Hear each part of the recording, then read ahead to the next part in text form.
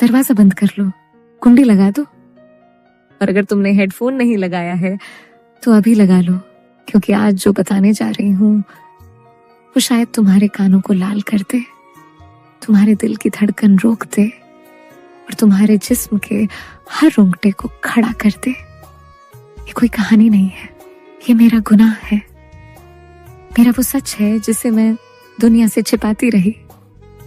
लेकिन आज सब कुछ बाहर आएगा।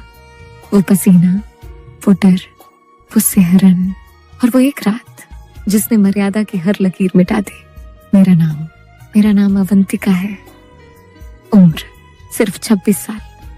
लेकिन अगर तुम मुझे देखोगे तो शायद अपनी नजरें ना हटा पाओ। लोग कहते हैं मेरी आंखें किसी गहरे समंदर जैसी हैं जिसमें डूबने का मन करता है। मेरे बाल कमर तक आते हैं, घने और काले, जिन्हें जब मैं खोलती हूं तो वो मेरी पीठ को किसी काली चादर की तरह ढांक लेते हैं। मेरा रंग दूध जैसा सफेद है, जिस पर अगर जरा सा भी दबाव पड़े तो लाल निशान पड़ जाते हैं। वो नक्शा है जिस पर उस 21 साल के लड़के ने, मेरे स्टूडेंट ने, अपना रास्ता खोजा था।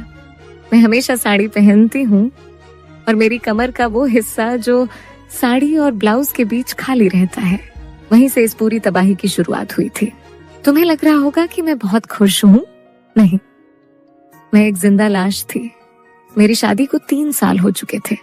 मेरे पति विक्रम शहर के सबसे बड़े बिजनेसमैन, 45 साल के, रसूखदार, मगर बिस्तर पर बिल्कुल ठंडे। उनके लिए मैं पत्नी नहीं, घर की सजावट थी। वो मुझे छूते भी थे तो ऐसा लगता था जैसे कोई फाइल चेक कर रहे हो। न प्यार, न जज्बात, न वो गर्मी जो एक औरत को पिघला दे। मैं प्यासी थी, सम्मान की भी और उस एहसास की भी जो रगों में आग लगा दे। मैं अपनी तन्हाई को मारने के लिए घर पर ही ट्यूशन पढ़ाती थी। लिटरेचर की टीचर हूं। और फिर वो आया, कबीर 21 साल का, कॉलेज का फाइनल ईयर स्टूडेंट। लेकिन वो किसी बच्चे जैसा नहीं था। 6 फीट का कद, जिम में तराशा हुआ लोहे जैसा बदन जो उसकी गीली शर्ट से हमेशा झलक जाता था। उसकी आवाज में एक भारीपन था जो सीधा मेरे सीने में उतर जाता था। वो मुझसे लिटरेचर पढ़ने आता था, लेकिन उसकी आंखें हमेशा मुझे पढ़ती थी। शुरुआत में मुझे लगा वो सिर्फ एक बिगड़ैल लड़का है, लेकिन तीसरे दिन जब मैं बोर्ड पर लिख रही थी, मेरा पल्लू थोड़ा सा सरक गया। मैंने उसे ठीक किया और पीछे मुड़ी। कबीर अपनी किताब नहीं देख रहा था, वो सीधे मेरी कमर के उस तिल को देख रहा था जिसे मैं खुद आईने में देखने से शर्माती हूँ। मैंने डांटा, कबीर ध्यान कहाँ है? उसने मेरी आंखों में देखकर कहा, गहराई में मैम, कविता की गहराई में। उसका जवाब इतना डबल मीनिंग था कि मैं अंदर तक कांप गई। मुझे गुस्सा आना चाहिए था, पर मुझे अच्छा लगा। कहानी का असली मोड़ तब आया जब एक शाम विक्रम, मेरे पति, घर पर नहीं थे। बाहर तूफान आया हुआ था। कबीर पढ़ने आया था। लाइट चली गई, पूरा घर अंधेरे में डूब गया। मैम, मोमबत्ती जला लूं? उसकी आवाज मेरे बिल्कुल पीछे से आई, इतनी करीब कि उसकी गर्म सांसें मेरी गर्दन पर महसूस हुई। मेरे हाथ कांप रहे थे। मैंने माचिस जलाई, लेकिन वो गिर गई। हम दोनों उसे उठाने के लिए झुके। अंधेरे में उसका हाथ मेरे हाथ के ऊपर आ गया। सिर्फ एक स्पर्श, लेकिन उस एक स्पर्श ने मेरे बदन में 440 वोल्ट का करंट दौड़ा दिया। मैंने हाथ खींचना चाहा, लेकिन उसने अपनी उंगलियां मेरी उंगलियों में फंसा ली। डर लग रहा है मैम, वो फुसफुसाया। कबीर, हाथ छोड़ो। मेरी आवाज में दम नहीं था, वो एक विनती थी, हुक्म नहीं। क्यों? क्या डर है कि कहीं आप बहक न जाए? उसने वो कह दिया जो मैं सोच रही थी। उस अंधेरे में, उस सुनसान घर में, एक 21 साल का लड़का मुझे वो चैलेंज दे रहा था जो मेरे पति ने 3 साल में नहीं दिया। तभी लाइट आ गई। हम अलग हो गए, लेकिन उस रात मुझे समझ आ गया ये लड़का खतरा है और मैं उस खतरे की तरफ खींची जा रही थी। अगले दिन मैंने फैसला किया कि मैं उसे ट्यूशन से निकाल दूंगी। ये गलत था। मैं एक टीचर हूं, एक शादीशुदा औरत हूं। जब कबीर आया तो मैंने सख्त लहजे में कहा, कबीर कल से मत आना। वो मुस्कुराया। उसने अपना बैग खोला और एक डायरी निकाली। ठीक है मैम, लेकिन जाने से पहले ये डायरी पढ़ लीजिए। ये विक्रम सर की है। मेरे पैरों तले जमीन खिसक गई। विक्रम की डायरी इसके पास। मैंने डायरी खोली। उसमें विक्रम की राइटिंग थी और जो लिखा था उसे पढ़कर मेरी रूह कांप गई। विक्रम का एक अफेयर था और वो भी मेरी अपनी सगी छोटी बहन रिया के साथ। मेरे हाथ से डायरी छूट गई। मेरी आंखों से आंसू नहीं, आग निकल रही थी। जिस पति के लिए मैं अपनी जवानी, अपनी इच्छाएं मार रही थी, वो मेरी बहन के साथ। कबीर मेरे पास आया। उसने मेरे कंधे पर हाथ रखा। इस बार मैंने हाथ नहीं हटाया। मुझे पता था मैम, इसलिए मैं यहाँ आया था आपको सच बताने। मैं आपको टूटते हुए नहीं देख सकता। मैं रो पड़ी। मैं उस अनजान लड़के के सीने से लगकर फूट फूट कर रोई। उसकी शर्ट मेरे आंसुओं से गीली हो गई। उसने मुझे बाहों में भर लिया। उसकी पकड़ मजबूत थी, सुरक्षित थी। उस पल टीचर और स्टूडेंट का रिश्ता खत्म हो गया था।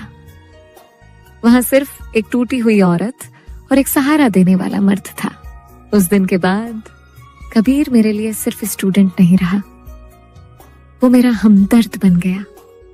हम घंटों बातें करते। वो मेरी तारीफ करता, अवंतिका मैम, आप जानती भी नहीं कि आप कितनी खूबसूरत है। विक्रम अंधा है। एक दिन वो मेरे लिए एक लाल साड़ी लाया। इसे पहनिए ना मेरे लिए। मैंने मना नहीं किया। मैं बेडरूम में गई, वो लाल साड़ी पहनी। शीशे में खुद को देखा तो लगा कि वो पुरानी अवंतिका मर चुकी है। ये कोई नई औरत है। मैं बाहर आई। कबीर सोफे पर बैठा था। मुझे देखते ही वो खड़ा हो गया। उसकी आंखों में वो भूख थी जो मैंने कभी नहीं देखी थी। वो धीरे धीरे मेरे करीब आया। मैम, क्या मैं? उसने अपना हाथ मेरी कमर पर रखा। उसकी हथेलियां गर्म थी। जैसे ही उसने मुझे छुआ, मेरे मुंह से एक सिसकी निकल गई। उसने मुझे अपनी तरफ खींचा। हमारे जिस्म टकराए। उसकी धड़कन मेरी छाती पर हथौड़े की तरह बज रही थी। उसने मेरी गर्दन पर अपने होंठ रखे। वो सिहरन, वो पागलपन। उसने मुझे गोद में उठा लिया। मैं पिघल रही थी। कबीर, ये गलत है, मैंने नाम मात्र के लिए कहा। तो सही क्या है अवंतिका? घुट घुट कर मरना? उसने मुझे बिस्तर पर लेटा दिया। उस रात उस कमरे में सिर्फ बारिश की आवाज नहीं थी, हमारी सांसों की, चूड़ियों की खनक की और दबे हुए अल्फाजों की गूंज थी। उसने मेरे जिस्म के हर उस कोने को पूजा जिसे मेरे पति ने कभी छुआ भी नहीं था। मैं भूल गई कि मैं टीचर हूं। मैं भूल गई कि मैं बड़ी हूं। मैं बस एक औरत थी जो बरसों बाद जिंदा हुई थी। रुको, क्या तुम भी बहक गए? क्या तुम्हें भी लगा कि ये एक प्यार की शुरुआत है? क्या तुम्हारी धड़कनें भी तेज हो गईं? अगर हाँ, तो अभी के अभी लाइक बटन दबा दो, क्योंकि तुम वो गलती कर रहे हो जो मैंने की थी। अगर तुम्हें लगता है कि तुम्हें पता है आगे क्या होने वाला है, तो तुम बहुत भोले हो। कमेंट में एक टूटा हुआ दिल बनाओ अगर तुम्हें कभी किसी अपने ने धोखा दिया है। और इस कहानी को अभी उस दोस्त को शेयर कर दो जो प्यार में अंधा है, क्योंकि अब जो ट्विस्ट आने वाला है वो तुम्हारे पैरों तले से जमीन खींच लेगा। सब्सक्राइब कर लो, क्योंकि अब प्यार का नकाब उतरने वाला है और खेल शुरू होने वाला है। अगले 2 महीने स्वर्ग जैसे बीते। विक्रम बिजनेस ट्रिप पर रहता और कबीर मेरे साथ। मैं उसे प्यार करने लगी थी, पागलों वाला प्यार। मैंने सोचा मैं विक्रम को तलाक दे दूंगी और कबीर के साथ नई दुनिया बसाऊंगी, लेकिन फिर एक दिन विक्रम जल्दी वापस आ गया। मैं डर गई, लेकिन विक्रम के चेहरे पर गुस्सा नहीं था। उसके चेहरे पर एक शैतानी मुस्कान थी। वो सोफे पर बैठा और बोला, अवंतिका, कबीर को बुलाओ, पेमेंट करनी है। मैं सन्न रह गई। पेमेंट किस बात की? तभी बेडरूम का दरवाजा खुला। कबीर बाहर आया। उसने टॉवल लपेटा हुआ था। मैं शर्म से घट गई। विक्रम के सामने कबीर। ऐसे हालत में अब तो सब खत्म, लेकिन कबीर डरा नहीं। वो जाकर विक्रम के बगल में बैठ गया और सिगरेट जलाई। विक्रम हंसा। वेल डन कबीर, तुमने तो उम्मीद से ज्यादा अच्छा काम किया। मेरा दिमाग सुन्न हो गया। ये क्या हो रहा है? विक्रम उठा और मेरे पास आया। मेरी भोली अवंतिका, तुम्हें क्या लगा ये कॉलेज का लड़का तुम पर मर मिटा? अरे, इसे मैंने हायर किया था। क्या? मेरे मुंह से चीख निकल गई। हाँ। विक्रम ने कबीर के कंधे पर हाथ रखा। मुझे तुमसे तलाक चाहिए था बिना एलिमनी दिए, और वो तभी हो सकता था जब तुम चरित्रहीन साबित हो जाओ। कबीर कोई स्टूडेंट नहीं है।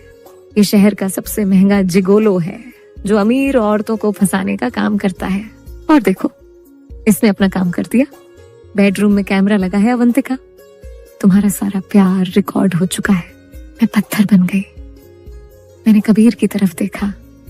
मैं चाहती थी कि वो कहे कि ये झूठ है। मैं चाहती थी कि वो विक्रम को मारे, लेकिन कबीर, वो अपनी चेकबुक देख रहा था। उसने मेरी तरफ देखा। उसकी आंखों में वो प्यार, वो दीवानगी गायब थी। वहां सिर्फ एक ठंडापन था। सॉरी मैम, कबीर ने कहा। Business is business. आपकी स्किन बहुत सॉफ्ट थी, मजा आया।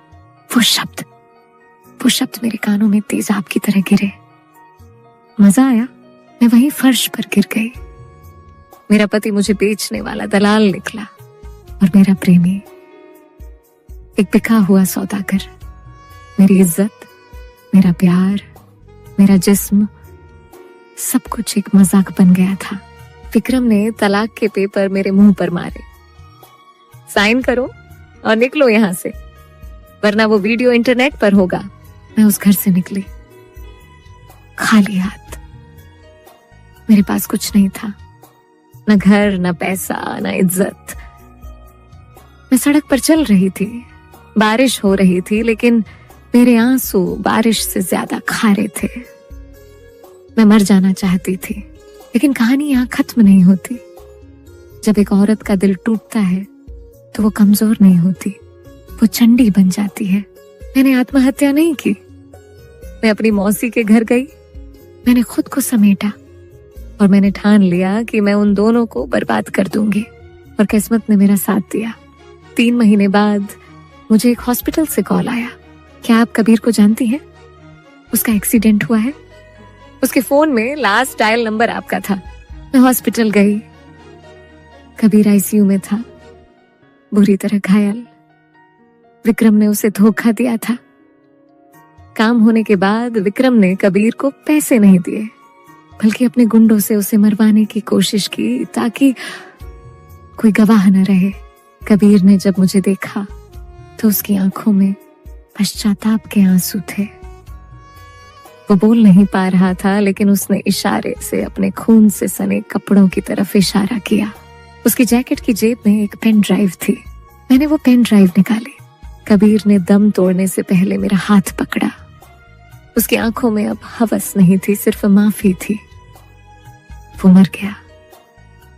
मेरा गुनहगार, मेरा प्रेमी मर गया। मैंने पेन ड्राइव चेक की। उसमें सिर्फ मेरा वीडियो नहीं था, उसमें विक्रम के सारे काले कारनामों के सबूत थे। हवाला का पैसा, मर्डर और मेरी बहन रिया के साथ उसका रेप। वो अफेयर नहीं था, वो ब्लैकमेल था। कबीर शुरू से विक्रम को ब्लैकमेल करने के लिए सबूत जमा कर रहा था। मुझे फंसाना तो बस एक बहाना था, लेकिन शायद उसे भी मुझसे हमदर्दी हो गई थी। इसलिए उसने मरने से पहले सबूत मुझे सौंप दिए। मैं पुलिस के पास नहीं गई, मैं मीडिया के पास नहीं गई, मैं विक्रम की एनिवर्सरी पार्टी में गई, लाल साड़ी पहनकर, वही साड़ी जो कबीर लाया था। विक्रम मुझे देखकर पीला पड़ गया। तुम यहाँ क्या कर रही हो? मैंने माइक हाथ में लिया। अपने पति को गिफ्ट देने आई हूं। मैंने प्रोजेक्टर ऑन किया।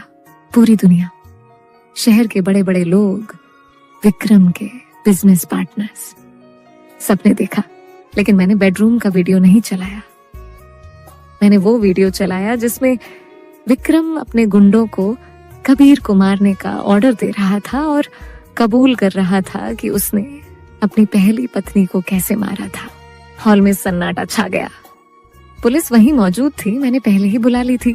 विक्रम ने भागने की कोशिश की, लेकिन मैंने उसका रास्ता रोक लिया। मैंने उसके गाल पर एक जोरदार थप्पड़ मारा, इतना जोरदार कि उसकी गूंज पूरे हॉल में सुनाई दी। ये अवंतिका का थप्पड़ है, उस टीचर का जिसे तुमने अनपढ़ समझा था।